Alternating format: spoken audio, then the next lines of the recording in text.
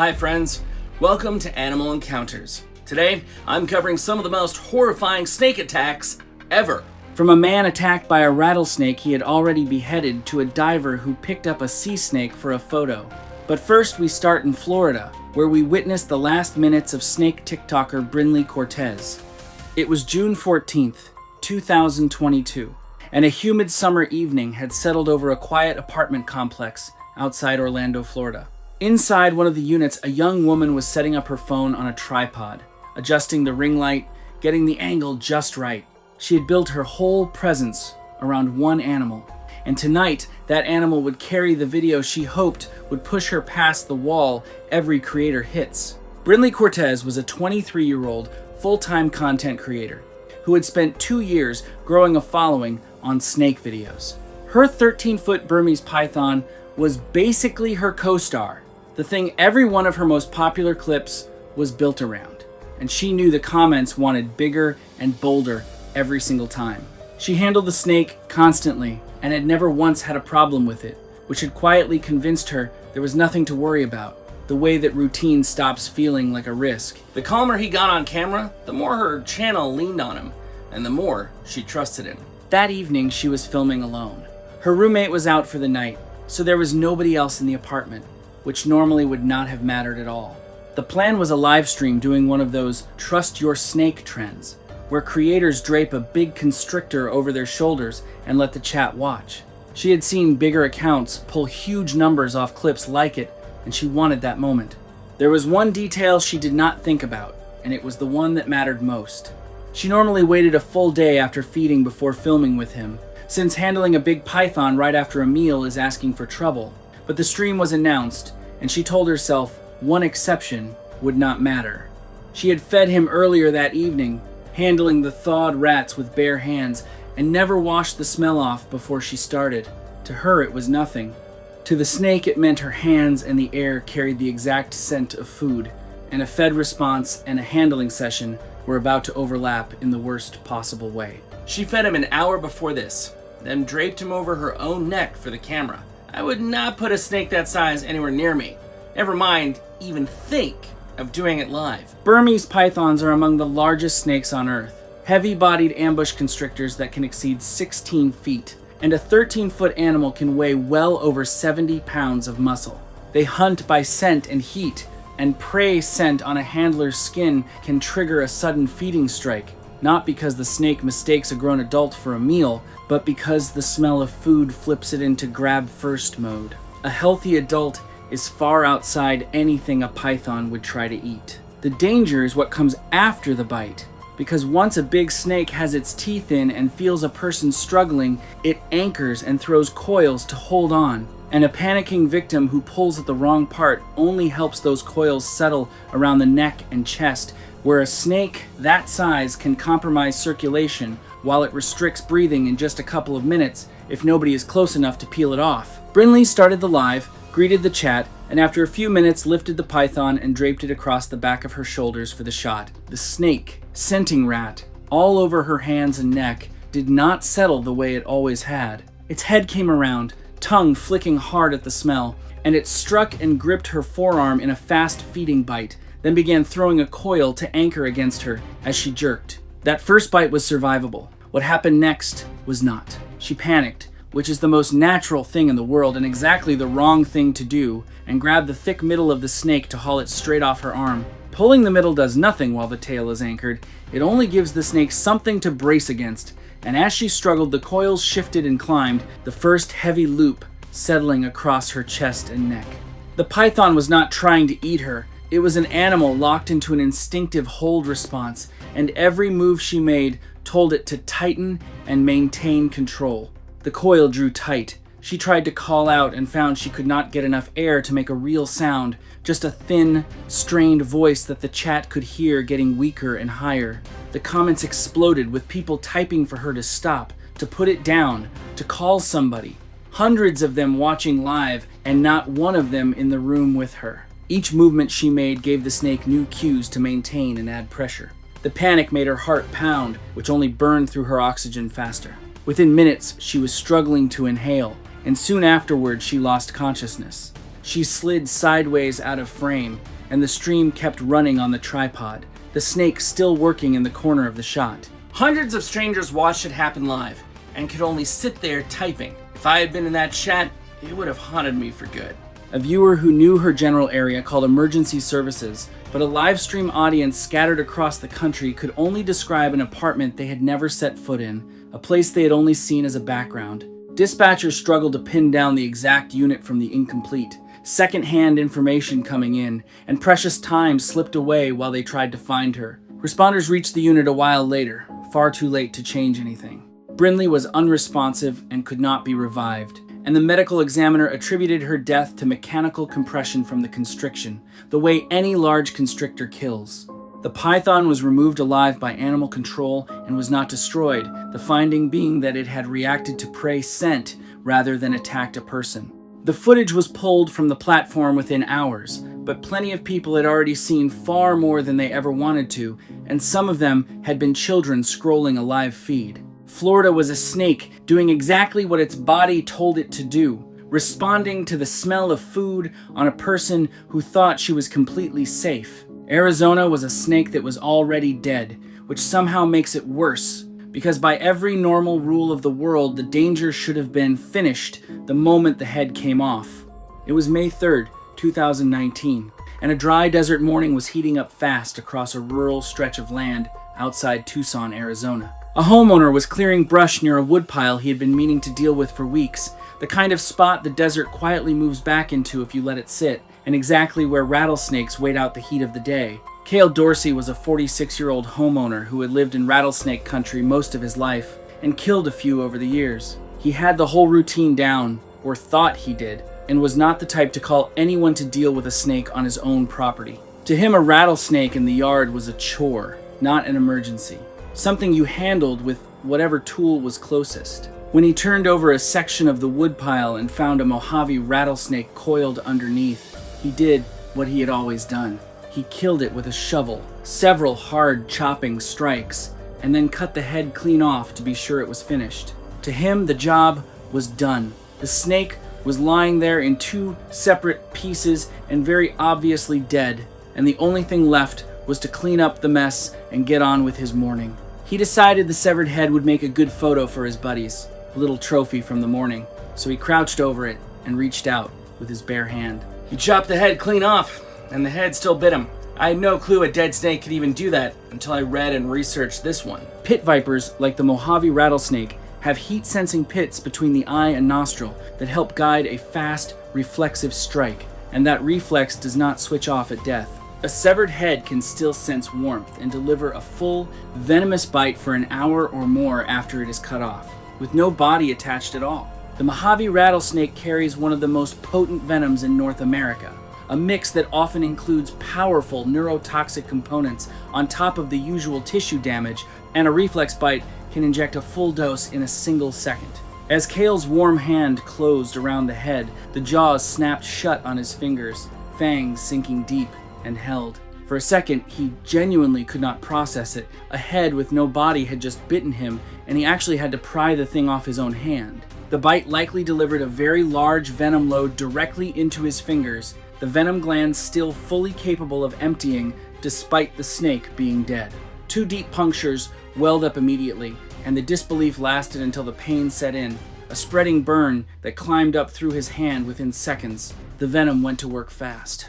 His hand began to swell and throb within minutes, the skin going tight and shiny, and as the dose moved through him, the neurotoxic effects followed, a strange tingling spreading up his arm and across his face, a growing weakness, his vision starting to blur. He got himself to his truck and started the long drive toward the nearest town, fighting to focus on the road as the symptoms deepened and his breathing turned into work. He kept glancing at his hand on the wheel, swollen and wrong, still not quite believing what had done it to him.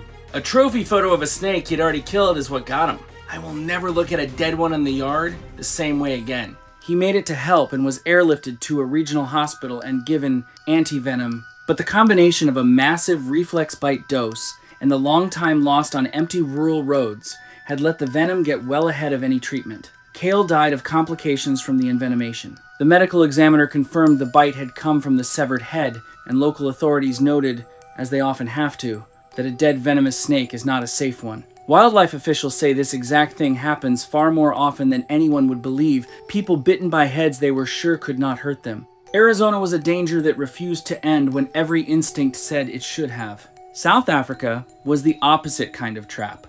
A bite so gentle and a snake so badly underestimated that the victim spent his last good hours walking around certain he was completely fine and a little smug about being right. It was February 22nd, 2021. And the late summer heat lay thick over a small holding in the interior of South Africa. Out where the gardens run into open veld, snakes are part of life, and most people there know which ones to fear and which to leave alone. The trouble starts when somebody decides they know better than the people who taught them. Marius Eckstein was a 35-year-old amateur snake enthusiast who caught and handled snakes as a hobby. He had read just enough to be dangerous, the sort who could rattle off a few facts and was completely sure he could tell the harmless ones from the deadly ones at a glance. He was always the first to grab something the rest of his friends would back away from. When he spotted a boomslang up in a tree at the edge of his property, he was sure he knew exactly what he was dealing with. A rear-fanged snake everyone supposedly knew could not really hurt a grown person. That belief was decades out of date, but Marius did not know that, or did not care to. He climbed up into the tree and grabbed the snake barehanded to show it off to a couple of friends, holding it up behind the head the way he had seen people do online. As he turned it for them to see, the boomslang twisted its head around and gave him a small chewing bite on the thumb, the back fangs working just enough to break the skin. He laughed it off. There was hardly any blood, it did not even hurt much, and he told everyone he felt completely fine, which, as far as he was concerned, proved his point about the snake. His friends suggested a hospital just to be safe. He waved them off, released the boomslang back into the tree, and went on with his day like nothing had happened. A tiny nick on the thumb, no blood, no pain, and there he is, busy feeling sorry for everyone who was ever scared of it. I would have rushed over to the hospital ASAP. The boomslang is one of Africa's most medically significant rear-fanged snakes, and almost everything about it encourages people to underestimate it. Its venom is powerfully hemotoxic, attacking the blood's ability to clot, but the effects are notoriously delayed, often taking many hours to appear, so a victim can feel perfectly normal long after a fatal dose is already in their system. There is a well-known historical case of an expert bitten by a boomslang once thought harmless who recorded his own symptoms as he died, and even that did not fully kill off the myth. By the time the bleeding starts, the damage is often impossible to reverse. For most of that day, Marius felt fine, exactly as he had predicted, and probably felt a little smug about it. Then, hours after the bite, the first real sign arrived, a headache that would not let up, followed by a slow trickle of blood from his gums that he could not explain. He spat pink into the sink and told himself it was nothing. It was not nothing. The hemotoxic venom had quietly shut down his ability to clot, and his body was bleeding from the inside out. Blood appeared in his urine. Dark bruises bloomed under his skin where there had been no injury at all, and a deep, frightening exhaustion settled over him as he slowly lost blood internally. By the time he finally admitted something was seriously wrong, he was hours past the point anyone could have caught it easily. He felt totally fine for hours, which with this snake is like the worst sign going in. I would have already been sitting in an emergency room, having a panic attack, hyperventilating, chugging M&Ms. That's what I do when I get bit. He was rushed to a hospital, but by the time he arrived, the coagulopathy was already widespread and his body was bleeding from everywhere at once. And despite efforts to obtain the specialized boomslang antivenom, treatment came far too late to pull him back. Marius died of massive internal hemorrhage. Forensic examination confirmed boomslang envenomation, and the authorities noted the cruel signature of these cases, victims who feel completely fine for so long that they only reach help when the bleeding has already become impossible to stop. The friends who told him to go to the hospital had been right within the first 10 minutes, back when he still felt perfectly healthy and certain he knew better. South Africa was a slow, quiet killing that the victim did not even believe was happening until the bleeding started. Thailand was loud and fast and completely avoidable. A snake cornered in the one room of the house where nobody ever expects to come face to face with one. It was September 9th,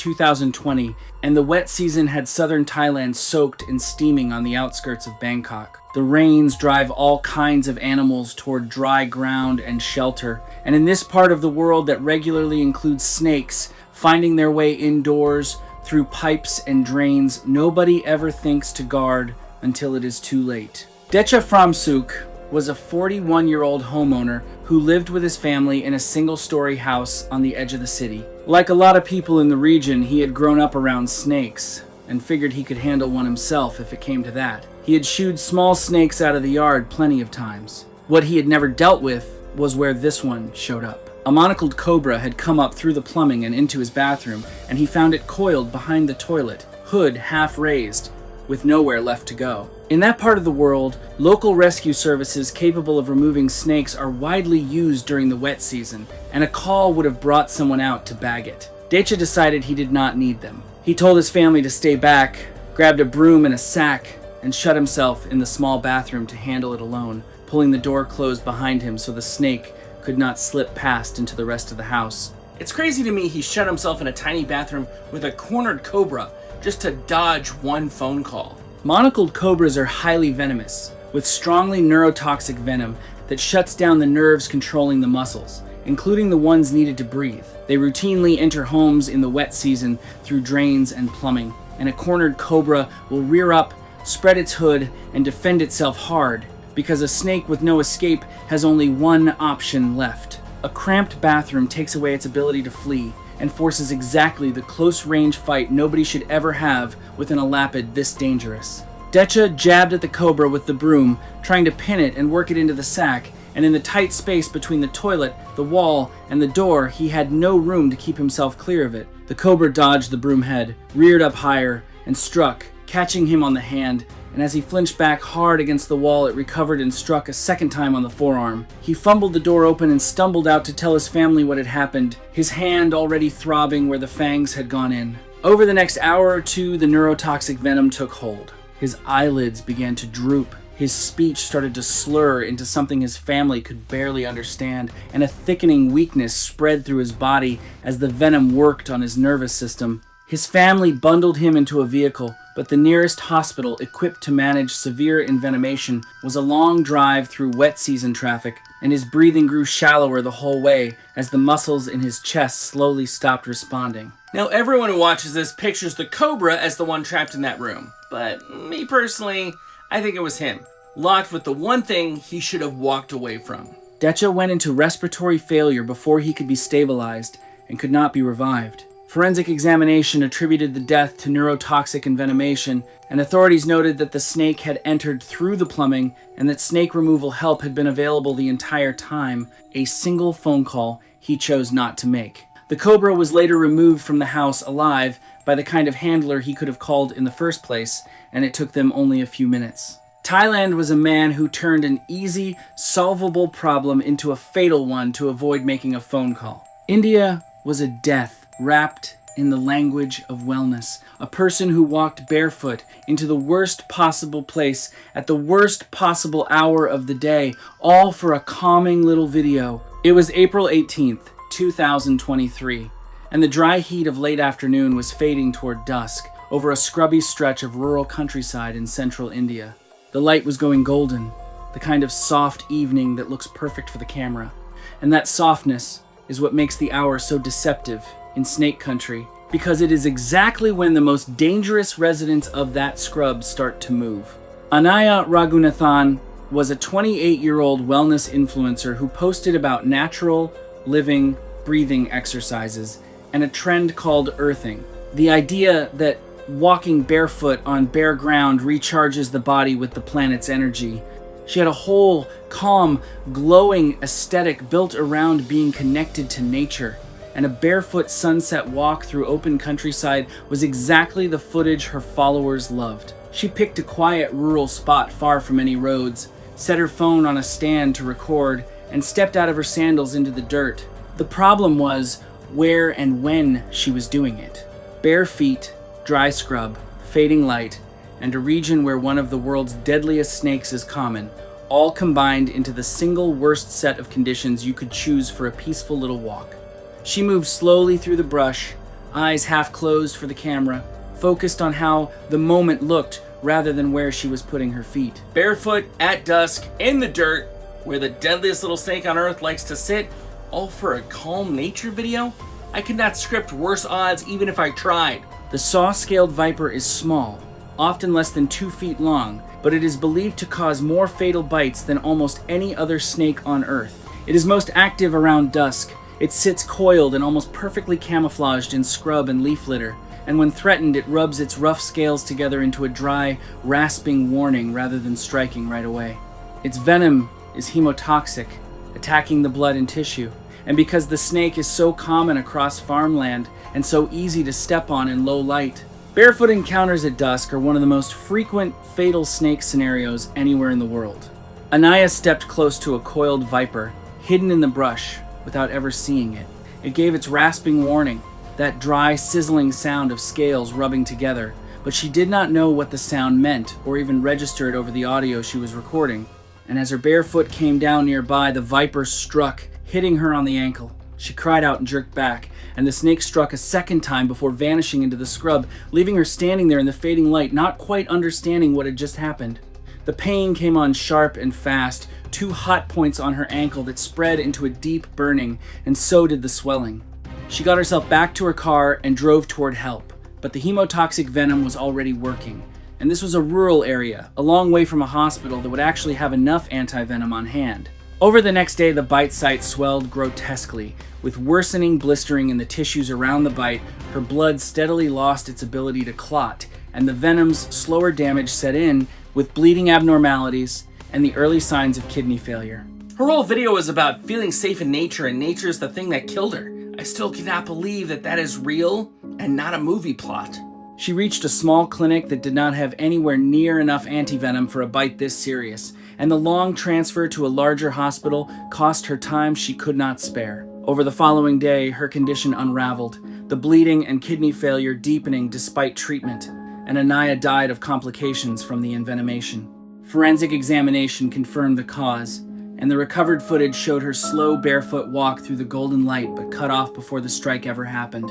Authorities noted, as they have to again and again in that part of the world, that dusk is the worst possible time to go barefoot in that countryside. The video she was making was literally about feeling safe out in nature, which is about as cruel as irony gets. India was a death dressed up as self-care and natural living. The last one comes from open water, far from any help at all.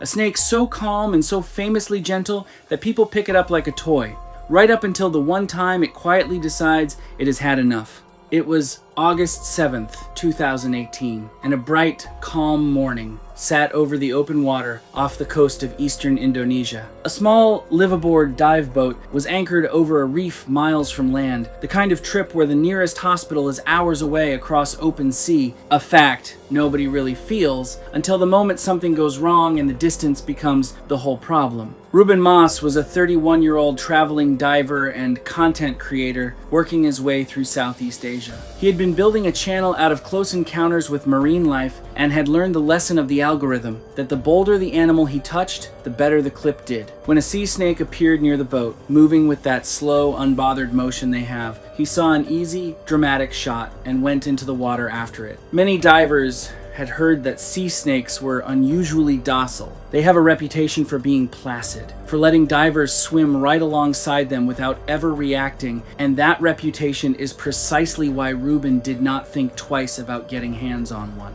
He guided it toward the surface and eventually lifted it briefly onto the boat's swim platform to handle it for the camera, guiding it between his hands and repeatedly lifting it for the shot while it grew steadily less patient. People swear sea snakes mostly never bite and grab them like toys. Personally, I would never bet my life like that, but unfortunately, that is exactly what he did. Sea snakes have some of the most potent venom of any snake on Earth, yet they very rarely bite humans, because they generally have a placid temperament and tend to avoid biting even when closely approached. That rarity is exactly what makes them dangerous, because people handle them freely, and when a bite does come, it is often so small and painless the victim barely registers it, and plenty of bites stay mild or are survivable with treatment. The venom is myotoxic, breaking down muscle tissue throughout the body along with neurotoxic effects, and the symptoms are typically delayed by hours, so there is no immediate pain to warn anyone that something has gone badly wrong. As Ruben repositioned the snake one more time, it finally had enough and gave him a quick small bite on the hand, leaving 2 faint marks he almost did not notice. He laughed it off, said it barely felt like anything, more a scratch than a bite, and went back to his day, completely unconcerned. For a few hours he felt totally fine, and the bite seemed like a complete non-event, exactly the proof everyone points to that sea snakes are harmless. This bite, though, appears to have delivered a substantial dose of venom, something that happens in only a minority of sea snake bites.